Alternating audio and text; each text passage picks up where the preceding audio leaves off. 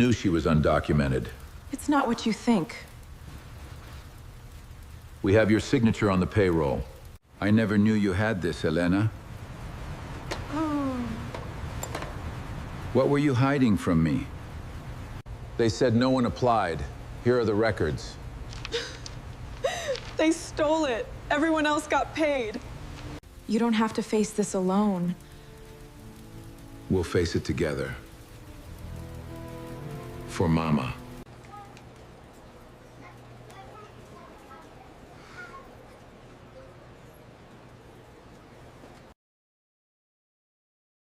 The night they accused me of stealing from the tower I had protected for 17 years, I was smiling at the front desk. It was 1:47 in the morning, and rain dragged silver lines down the glass walls of North Meridian Tower, turning Bay Street into a river of reflected lights. I had just ordered a cab for a young accountant who was too tired to walk to Union Station alone. She thanked me without looking up from her phone. I told her to have a safe night. I meant it. I always meant it. Then Grant Holloway crossed the marble lobby with 2 corporate security officers behind him. His tailored navy suit was dry despite the storm outside. Mine was damp at the shoulders from helping a courier through the loading entrance 20 minutes earlier. Grant stopped in front of my desk and placed a white envelope beside my coffee mug, the one Elena had given me before she died, the words "world's best husband" almost worn away. "Mateo Alvarez," he said, careful and quiet, as though good manners could soften what came next. "You were suspended effective immediately.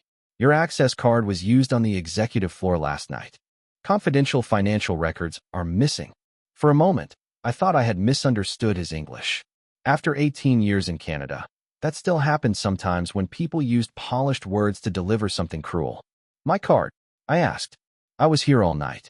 Grant gave me a patient smile, the kind wealthy men use when they have already decided what your truth is worth. "The system does not make emotional mistakes, Mateo." One of the officers reached toward my badge. I removed it myself. My fingers trembled only once, when the metal clip caught on my jacket. 17 years of night shifts. 17 winters opening doors for people whose names I remembered even when they never learned mine. And it ended with my badge lying on marble between us like something dirty. Behind Grant, the lobby screen changed to a company recruitment video. My own face appeared 20 feet tall, smiling in my uniform beneath gold letters that read, "Every employee matters." Grant followed my eyes and lowered his voice. "Sign the resignation papers tomorrow, and perhaps this does not need to become worse." I wanted to tell him my wife had been gone 8 months, that my rent in Scarborough was already 2 months late, that this job was not a badge to me. It was the last wall holding my life upright. Instead, I picked up my old coffee mug, pulled on my coat, and said, "Good night, Mr. Holloway." Outside, the rain hit my face like cold needles. Before I reached the streetcar stop, my phone lit up with a message from my landlord. "Payment by Friday, or your apartment will be cleared." I stood under the dark awning, still holding Elena's mug, and realized the men upstairs had not only taken my job. They had chosen the exact night I had nothing left to lose. The night bus from downtown to Scarborough was nearly empty.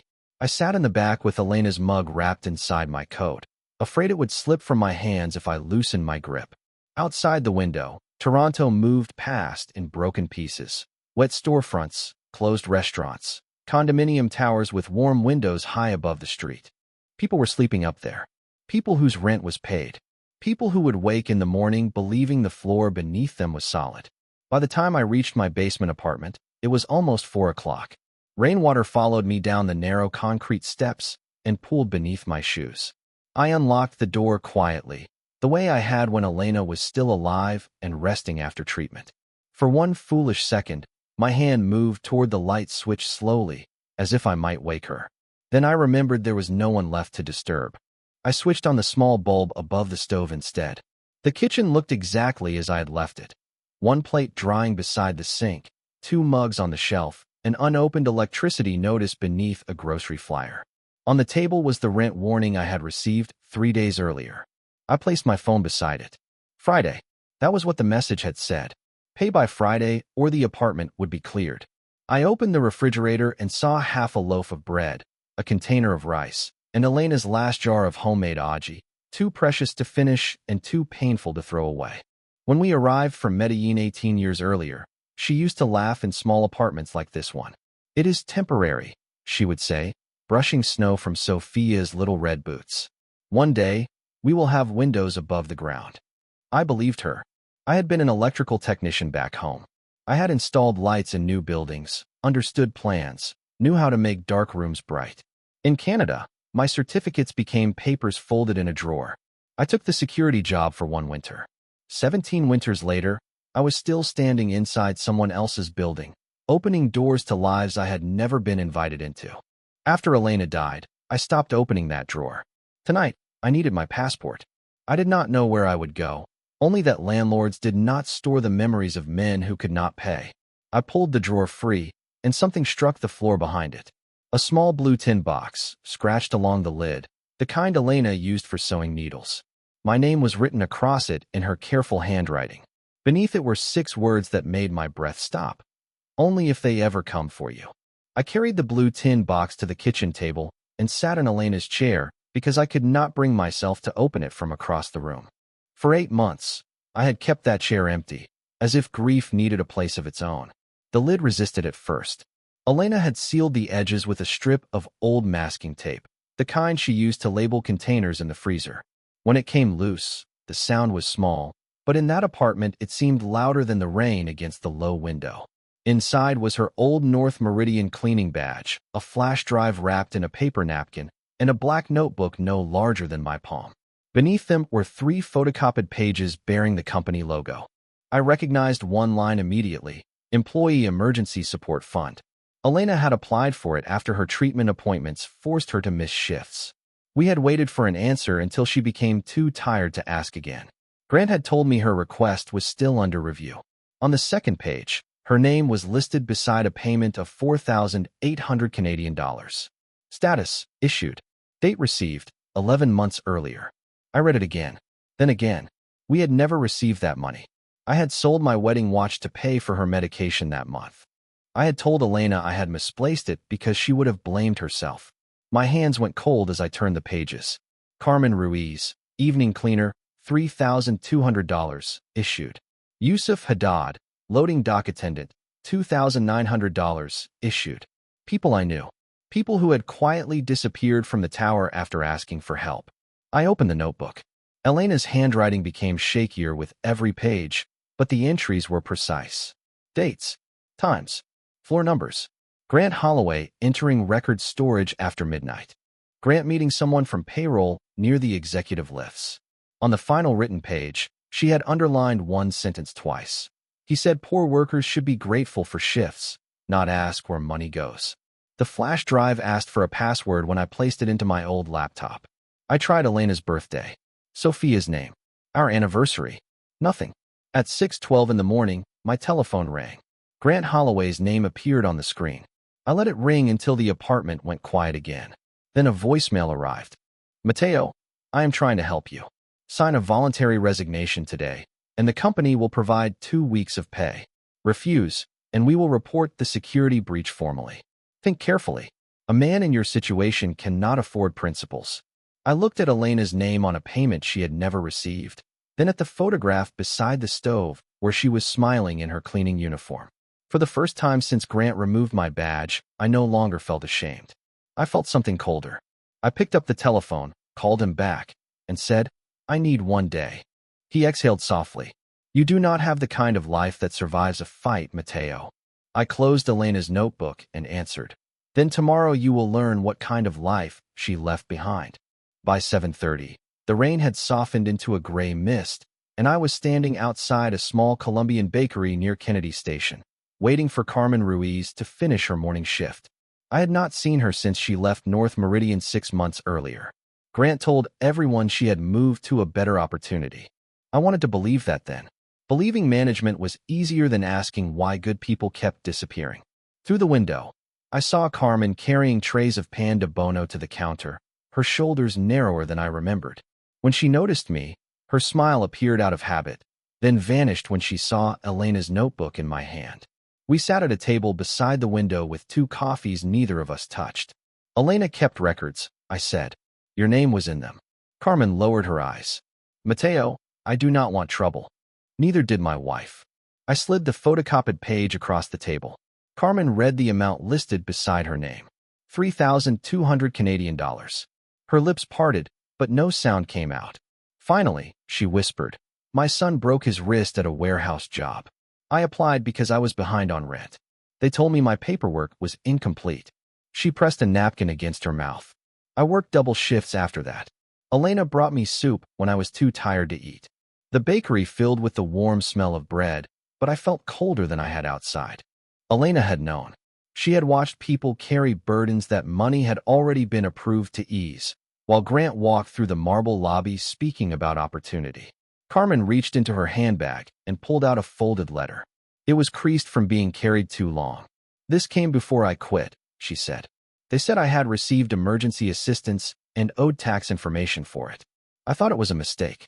Grant told me to throw it away." I photographed the letter with my telephone. At the bottom was the signature of the approving officer, Grant Holloway. Carmen stared through the wet glass. Elena wanted to report him. Then she became sick. She told me she was afraid they would take your job if she spoke. My chest tightened. While I had been walking the halls at night, believing I was protecting Elena by earning a paycheck, she had been protecting me by carrying the truth alone. Carmen wrote an address on the back of my receipt. "Go here. Aisha Rahman helped my cousin with an employment claim. She will know what these papers mean." Outside, I paused across from North Meridian Tower. The glass walls disappeared into low cloud, beautiful and untouchable. I remembered holding the doors for Grant when his hands were full of Christmas gifts. I remembered him thanking me without ever asking how Elena was doing. My telephone vibrated. An email from Human Resources informed me that unless I signed my resignation by noon the next day, the company would proceed with a formal allegation of misconduct. I folded the receipt with Aisha's address and placed it beside Elena's badge in my pocket. Then another memory came to me. Elena's old mobile telephone, still charging in the bedroom drawer because I had never found the strength to erase her voice. She had used it during her cleaning shifts, and Elena never entered a room without noticing everything. The address Carmen gave me led to the second floor above a pharmacy on Lawrence Avenue East, where a small brass plaque read Newcomer Workers Legal Clinic. The waiting room had 6 plastic chairs, a kettle on a filing cabinet, and posters in 5 languages explaining rights I had never believed belonged to people like me. Aisha Rahman listened without interrupting while I laid Elena's notebook, the copied fund records, and Carmen's letter on her desk. She was younger than I expected, perhaps 40, with tired eyes that sharpened when she reached the signature at the bottom of Carmen's form. "Do you have proof your wife never received this payment?" she asked. I opened my banking application and scrolled through the months when Elena was ill. Rent, groceries, prescription charges, a payment to the funeral home, no deposit from North Meridian. Aisha wrote something down. "And the company is accusing you of unauthorized access?" I nodded. "They say my badge opened the executive floor. Did anyone handle your badge recently?" I tried to answer quickly, then stopped. 3 weeks earlier, Grant had approached my desk after midnight carrying a small black device. He told me the executive lift system was being upgraded and every night badge needed testing. I handed mine over. He returned it 2 minutes later with a smile and a paper cup of coffee. I had thanked him for the coffee. Aisha leaned back slowly. "Mateo, do not sign anything. Not today. Not tomorrow morning. We need evidence connecting these payments and your access record to him." Evidence. The word followed me all the way home. The basement apartment was darker than before, as though the walls already knew I might be leaving. I went straight to the bedroom drawer and found Elena's old mobile telephone beneath a folded scarf. The battery took 20 minutes to wake. While it charged, I sat on the edge of our bed and saw one saved voice message marked with my name. I pressed play. Elena's breathing was faint, but her voice was steady. "Mateo, you smile at people even when your shoes are wet and your back hurts. Do not let this country make you smaller than you are." I covered my mouth with one hand. There, in the blue light of her telephone, I finally allowed the grief to reach me. Then I found a folder labeled work. Most of it was photographs of supply shelves and cleaning schedules.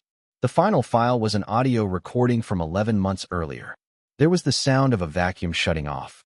Elena's voice asked why her emergency support had not arrived.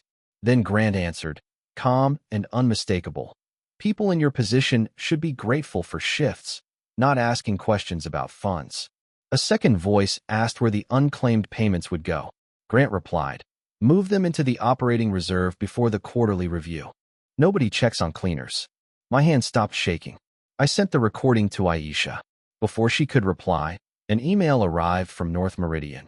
A formal misconduct meeting had been scheduled for 9 o'clock the next morning on the 48th floor.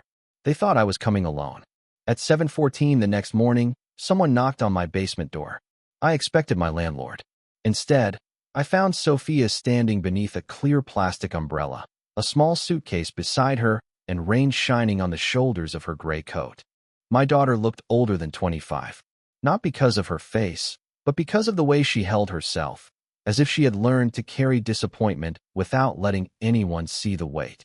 "You said you found something from Mom," she said. I stepped aside. She entered slowly, taking in the unpaid notices on the table, the half-empty refrigerator, and the chair I had never moved from Elena's place. Sophia's eyes stopped there. "You still keep it like that?" I did not know where else she should be. The words came out before I could make them smaller. Sophia set down her suitcase. For months, our silence had protected both of us from saying what we feared was true. That I had failed Elena. That Sophia had punished me because grief needed someone living to blame. I showed her the notebook, the payment records, and the audio file. When Grant's voice filled the kitchen, Sophia sat very still. Then she asked, "Did Mom know you were being used too?" I shook my head. I think she was trying to make sure I never found out. Sophia wiped her eyes quickly. "She was always protecting you." I should have been protecting her. For a long moment, only the old refrigerator spoke between us. Then I told her about the extra shifts during Elena's final weeks, how I kept believing one more paycheck would solve what love could not. "I thought being useful was the same as being there," I said. Sophia looked toward her mother's empty chair.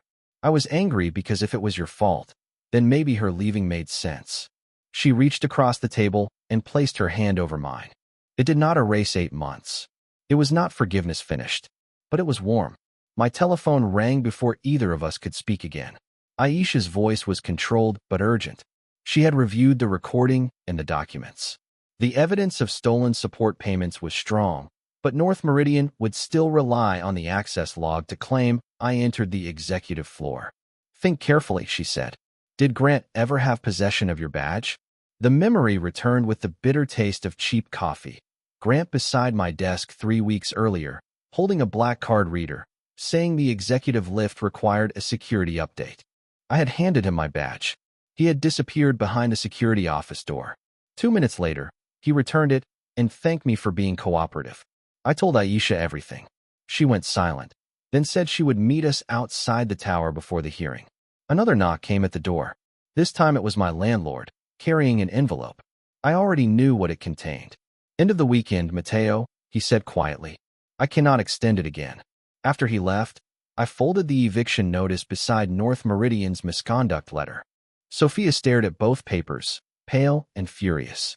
I buttoned the only clean dress shirt I still owned and lifted Elena's blue tin box from the table. "Where are you going?" she asked.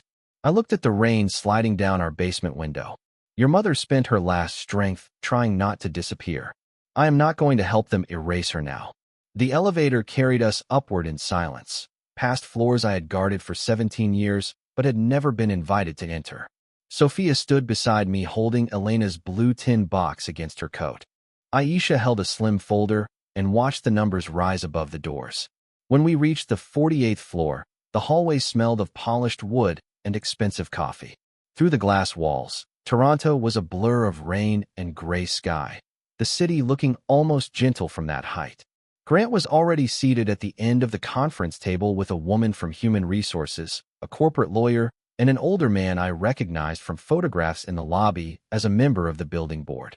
Grant glanced at Sophia, then at Aisha, and his mouth tightened for half a second before the pleasant expression returned. "Mateo," he said, "this is an internal matter. Bringing family is unnecessary." I took the chair directly across from him. "My family is the reason I am here." The woman from Human Resources opened a file and began reading words like unauthorized entry, breach of trust, termination for cause. I listened until she finished. On the table before Grant sat a printed access log with my employee number circled in red. He slid it toward the board member. We respected Mr. Alvarez for many years, he said. Unfortunately, personal hardship can lead people to make desperate choices. Personal hardship. He did not say Elena's name. He did not say the rent notice folded in my pocket. He turned my grief into evidence against me. Mr. Alvarez had access, motive, and opportunity, Grant continued. The company even provided support to his family during his wife's illness. That was when I opened the tin box. The small click of its lid interrupted him more completely than shouting ever could have. I placed Elena's badge on the glass table first, then the copied fund statement bearing her name and the payment she had never received. Carmen's letter followed. Aisha placed copies before each person in the room. Grant looked at the pages and gave a brief, humorless laugh. Cleaning staff misunderstand paperwork all the time. Sophia flinched beside me, but I kept my eyes on him. My wife understood an empty bank account, I said. She understood selling our belongings to pay expenses while your records claimed she had received 4,800 Canadian dollars. Aisha switched on a small speaker. Elena's voice filled the conference room, quiet but clear, asking where her support payment had gone. Then Grant's answer followed, smooth and impatient, saying people in her position should be grateful for shifts, not asking questions about funds. Nobody moved. When the recording ended, the board member removed his glasses. Grant leaned forward. An isolated recording proves nothing about the security breach. Aisha opened her folder. Then perhaps we should discuss the badge reader assigned to your office, the one used to duplicate Mr. Alvarez's access card 3 weeks ago. For the first time since I had known him, Grant Holloway stopped smiling. Grant stared at Aisha as if he could still silence the room by refusing to blink. Then he turned to the corporate lawyer. This is absurd. Equipment access does not prove I duplicated anything. Aisha did not raise her voice. The device audit records a test operation using Mr. Alvarez's badge at 1:14 in the morning 3 weeks ago, while his duty log places him at the lobby desk. Your administrative credentials approve that operation. The board member reached for the report. Grant's hand moved first, resting over the page for 1 second too long. It was not enough to hide his fear. The woman from Human Resources quietly closed my misconduct file. Outside the glass, rain blurred the towers below us, and I remembered all the nights I had looked up at these offices from the lobby, believing the people behind those windows lived by rules men like me could never understand. The truth was smaller than that.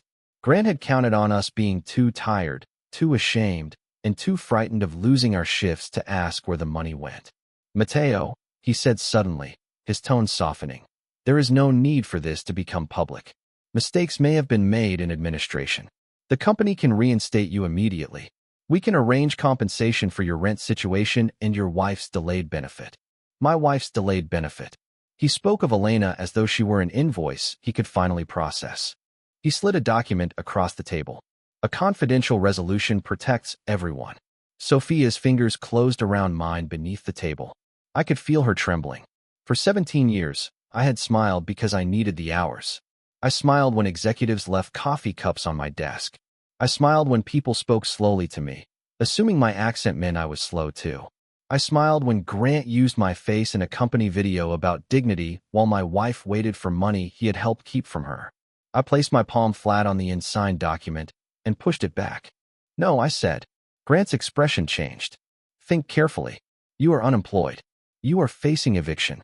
Do you truly believe these people will still care about you after this meeting? I looked at Elena's worn badge on the table. For a long time, I believed surviving meant staying quiet. My voice did not shake. But my wife was not a mistake in administration. Carmen was not a mistake. I am not a mistake.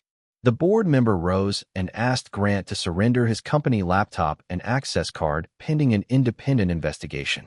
Grant stood slowly, his face drained of its polished calm. As he passed behind my chair, he whispered, "You just destroyed your last chance at stability." I turned to him at last. No, I finally stopped paying for it with my name. When the conference room door closed behind him, nobody celebrated. Elena was still gone. My apartment was still due to be cleared by the end of the weekend. I gathered her papers carefully and walked out of the building with Sophia beside me. In the lobby, the recruitment screen had gone black. Near the revolving doors, the young accountant I had helped into a cab the night before stood waiting with a large envelope pressed against her coat. Behind her were 3 cleaners, a loading dock attendant, and 2 overnight maintenance workers. She held the envelope out to me and said, "Mr. Alvarez, you remembered all of us. We did not forget you." The envelope was heavier than it looked. Inside were small bills, folded notes, and an e-transfer confirmation printed on plain paper because Carmen said I deserved to hold proof that help was real. The total was enough to cover 1 month of rent and part of what I owed on the electricity account. I tried to give it back. For most of my life, accepting help had felt too close to admitting defeat. Carmen placed both hands over mine and shook her head. "Elena helped me when no one was looking," she said. "Let us do this where she can see it." I looked at Sophia. Her eyes were wet, but this time she was smiling. Not the polite smile people use in lobbies. The kind her mother used to give me when a hard day had not won yet. By Friday afternoon, North Meridian issued a notice confirming that the allegations against me had been withdrawn. Grant Holloway was suspended while an independent review examined the emergency support fund. Aisha told me recovered payments might take months, maybe longer. Justice, she said, often traveled slower than hardship. I understood that. Hardship had already packed its bags and moved into my kitchen. I did not return to the tower. They offered me my badge back through Human Resources, but I could not imagine standing beneath those glass walls pretending they had never used my silence against me. 3 days later, Aisha called about an evening security position at a newcomer community center in Scarborough. The pay was modest. The lobby floor was linoleum, not marble. The security desk faced a room where families waited for housing advice, language classes, and job counseling. On my first shift, a little boy in a winter coat too large for him waved at me and asked if I knew where his mother could get help filling out a form. I showed them the right office. His mother thanked me by name after reading it from my new badge. Mateo Alvarez. Nothing had ever looked so expensive. That night, I returned home with a bag of bread and a small pot of yellow chrysanthemums. Sophia had taken the train back to Ottawa, but she had promised to call after every one of my shifts, and for the first time I believed promises could survive distance. I placed the flowers beside Elena's photograph and laid her old badge in front of it. The chair across from me was still empty. It always would be. There are losses no investigation repairs, no payment returns, no apology reaches. Outside the basement window, the rain had finally stopped. The pavement shone beneath the streetlights, and the first morning bus came into view through the pale blue dark. My telephone lit up with a message from Sophia. "Call me when you get home from your first shift, Dad. I want to hear everything." I put on my coat and stepped outside. The dream Elena and I brought to Canada had not survived in the shape we once imagined. We never found the house with windows above the ground. I never became the man I promised her I would become. But as the bus doors opened, I understood she had not left me proof only to defeat Grant. She had left it to remind me that I was still here, still standing, still worth calling by my name.